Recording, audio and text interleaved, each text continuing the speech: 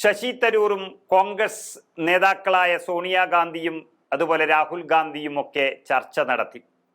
കേരളത്തിന്റെ വ്യാവസായിക വളർച്ചയെയും നരേന്ദ്രമോദി ട്രംപ് കൂടിക്കാഴ്ചയെയും ഒക്കെ പ്രശംസിച്ചത് വലിയ ചർച്ചകൾക്ക് വഴിവെച്ചതിന് പിന്നാലെയാണ് കോൺഗ്രസ് നേതാവ് ശശി തരൂർ MP-യെ വിളിപ്പിച്ച് ഹൈക്കമാൻഡ് ഇങ്ങനൊരു ചർച്ചയ്ക്ക് തയ്യാറായത്.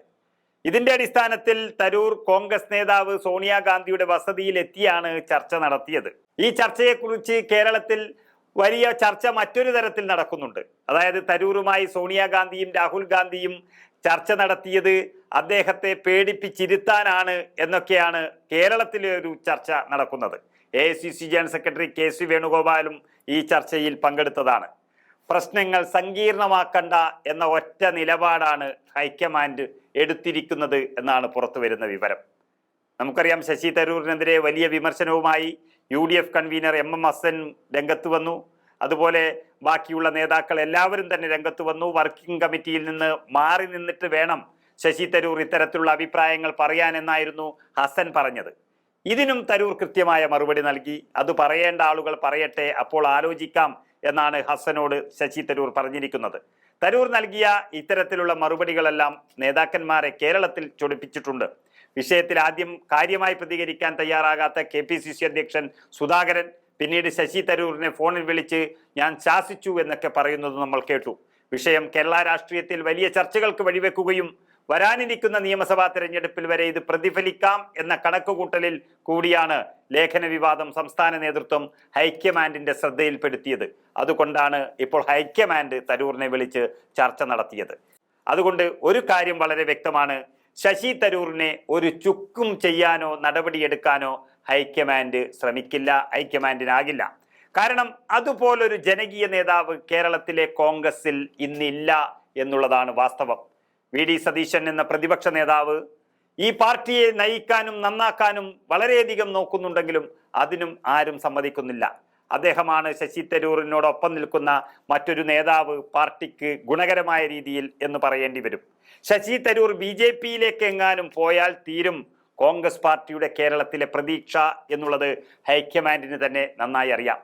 ശശി തരൂർ ഒരു വാക്ക് പറഞ്ഞത് അദ്ദേഹത്തിന്റെ ലേഖനത്തിലാണ്. നന്നായി ഇംഗ്ലീഷ് കൈകാര്യം ചെയ്യാൻ അറിയുന്നവർക്ക് മാത്രമേ അതിൻ്റെ അർത്ഥതലങ്ങൾ മനസ്സിലാക്കുവാൻ സാധിക്കുകയുള്ളൂ. അതുകൊണ്ട് തന്നെ ശശി തരൂർ എന്താണ് പറഞ്ഞിരിക്കുന്നത് എന്ന് ആരോ ഒരാൾ വിളിച്ചു പറഞ്ഞപ്പോൾ അതിനൊക്കെ കൂട്ടുപിടിച്ചും അതിനൊക്കെ പ്രതികരണം നടത്തിയുമാണ് കോൺഗ്രസ് നേതാക്കൾ തന്നെ ശശി തരൂർ വിഷയം വളരെയധികം വഷളാക്കി മാറ്റിയത്. ഇവിടെ രാഹുൽ മാങ്കൂട്ടത്തലിന്റെ യൂത്ത് കോൺഗ്രസ് MP ഓഫീസിലേക്ക് മാർച്ച് നടത്താൻ തീരുമാനിച്ചു. KPCC അധ്യക്ഷൻ ഇടപെട്ട് തടഞ്ഞു. ഏതൊക്കെ നേതാക്കന്മാർ ഏതൊക്കെ തരത്തിൽ പല വിഷയങ്ങളിലും വലിയ രീതിയിൽ കോലാഹലങ്ങൾ ഉണ്ടാക്കിയിട്ടുണ്ട് കേരളത്തിൽ എന്ന് നമുക്കറിയാം. ആരുടെയും പേരെടുത്ത് പറയാൻ ഉദ്ദേശിക്കുന്നില്ല.